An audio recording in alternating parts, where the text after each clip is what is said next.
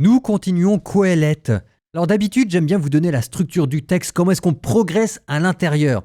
Sauf que Qoélette, écoutez, je me suis tapé à peu près une dizaine de commentaires. Ils proposent tous des plans différents. En fait, tout le monde s'arrache les cheveux pour essayer de trouver une structure, une progression dans la pensée de Qoélette.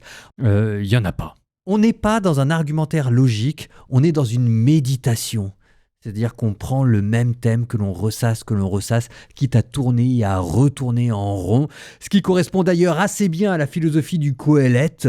Le soleil se lève, le soleil se couche, les mers vont à la mer et la mer n'est jamais remplie, tout est vanité. Je reviens sur ce que je vous disais hier, qu'il fallait pas apporter des réponses trop vite et qu'il fallait quand même avoir le courage de regarder le tragique de la vie humaine. Et c'est pour ça que là, on explore des thèmes et, franchement, quoi, il faut les prendre pour ce qu'ils sont. Un mot couvert et qui ne dit pas son nom. On vous a parlé de l'exploitation des enfants, on vous a parlé des abus conjugaux. Alors je suis d'accord pour dire qu'à chaque fois, c'est dans des termes qui sont poétiques, donc on voit plus très bien ce qu'il y a derrière, n'empêche que c'est de ça dont Qoélette parle.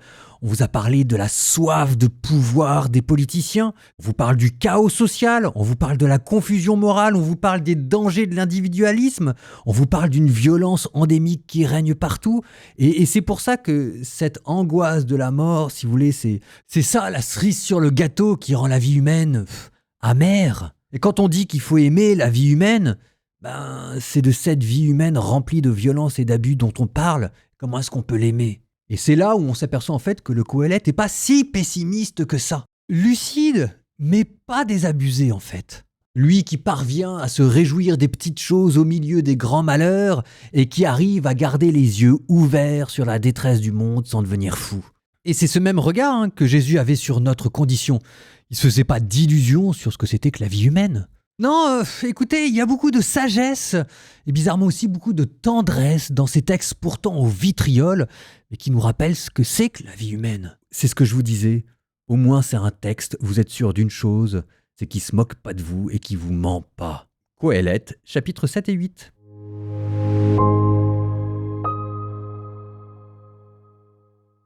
Il est un autre mal que j'ai vu sous le soleil. Voilà un homme auquel Dieu a donné d'être riche, nanti, considéré. Rien ne lui manque de tout ce qu'il souhaite. Mais Dieu ne lui a pas laissé le temps d'en profiter. Un autre, un étranger, en profite. Cela aussi n'est que vanité, mal cruel. Un homme peut avoir 100 d'enfants et avoir vécu de longues années, aussi nombreux qu'aient été les jours de sa vie. S'il n'a pas été heureux et comblé, s'il n'a même pas eu de sépulture, moi je dis que l'avorton a plus de chance, lui qui est venu dans la vanité, qui a passé comme une ombre, dont le nom reste enfoui dans les ténèbres.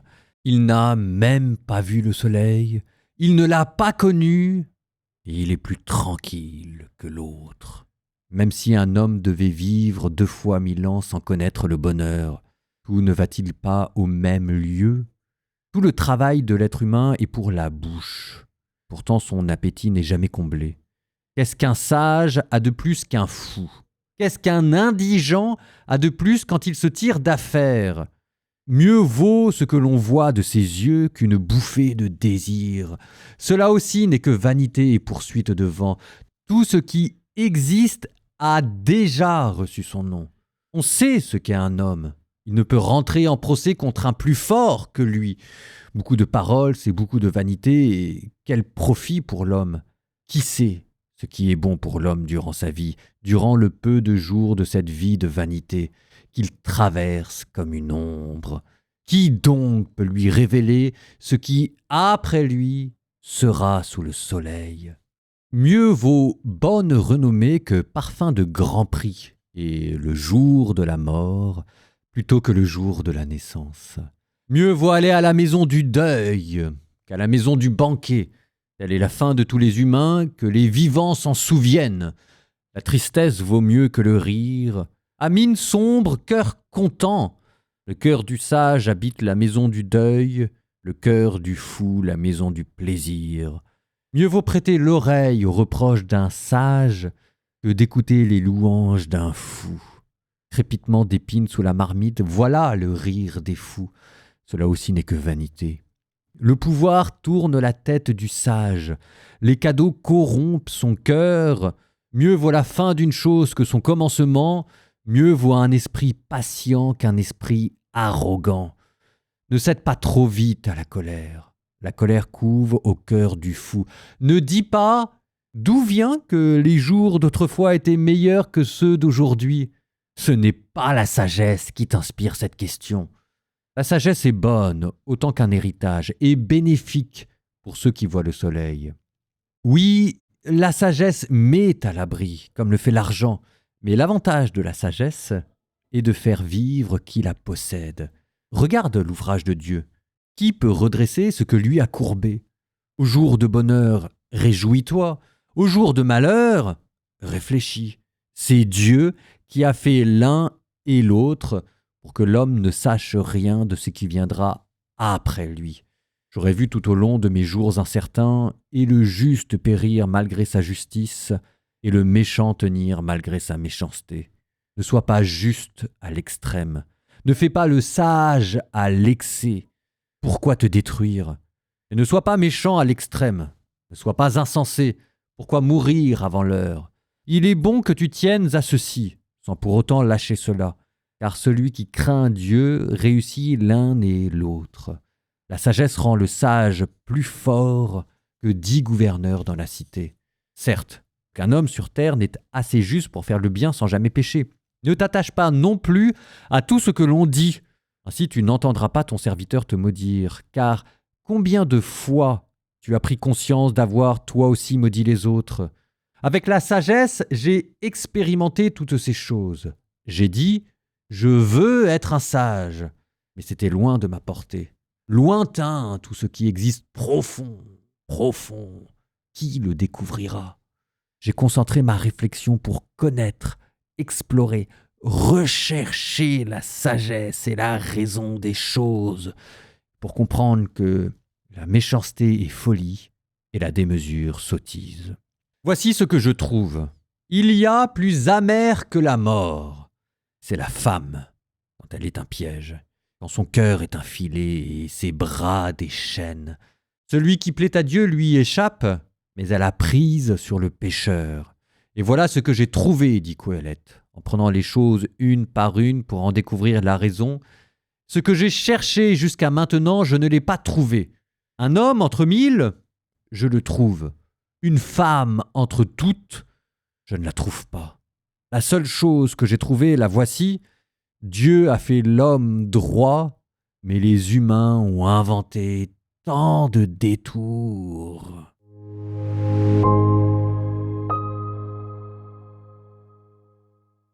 Il y a une constante dans tous les commentaires que je lis sur le livre du Qoheleth, c'est qu'il faut mettre ça en rapport avec un grand livre de la culture mésopotamienne qui était le best-seller de l'époque, qui est l'épopée de Gilgamesh. Alors, parlons de Gilgamesh.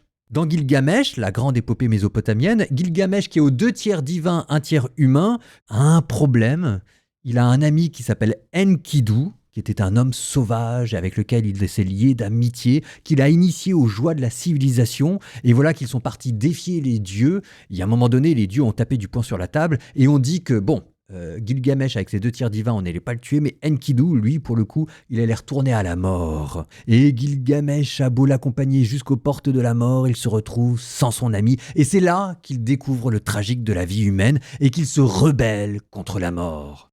Donc c'est le même point de départ que Qoheleth. La mort empêche la vie humaine d'avoir du sens.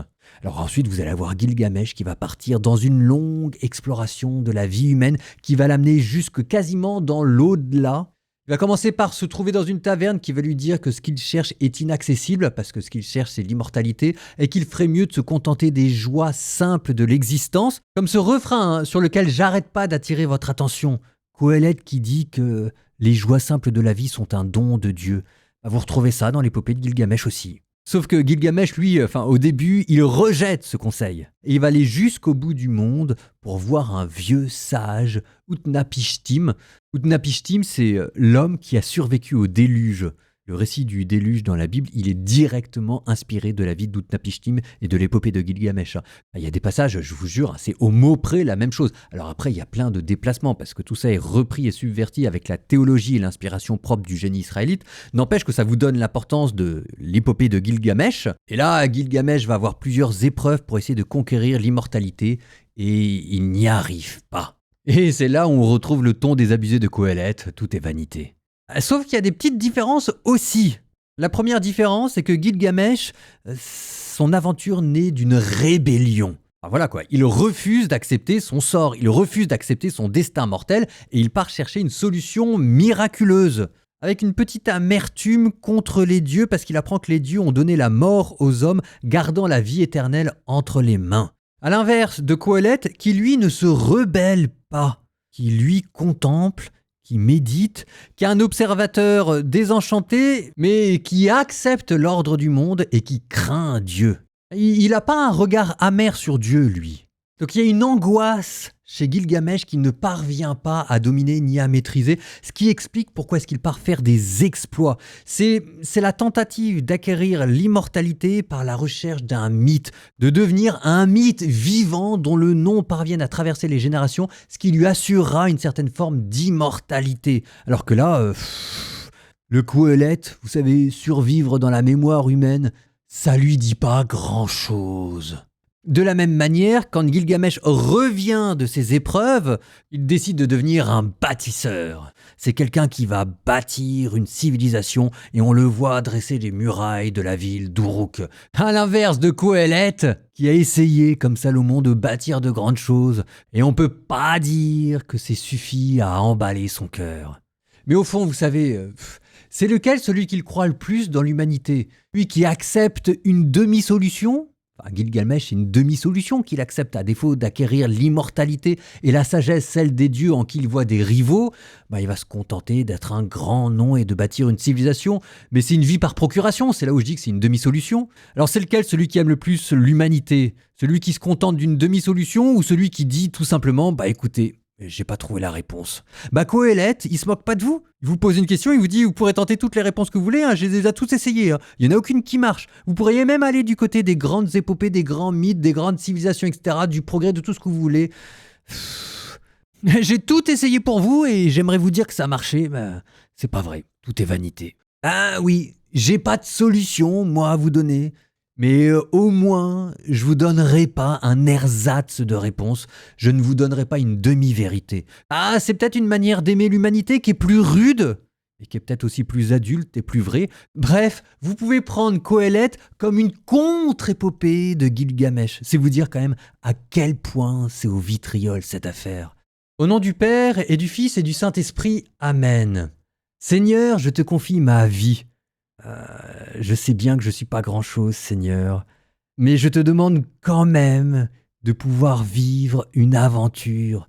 Oui, tout est vanité, mais Seigneur, donne-moi de vivre, donne-moi de me sentir vivre et de vivre avec toi. Si toute aventure est vaine, donne-moi celle de l'Évangile.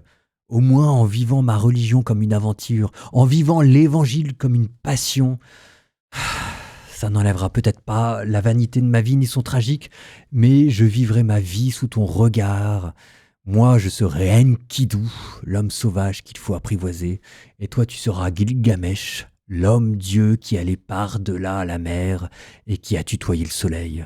Et puis, par-dessus tout ça, Seigneur, je verrai le soleil, je verrai de quel amour tu m'as aimé, et Seigneur, c'est là que tu me montreras les demeures éternelles.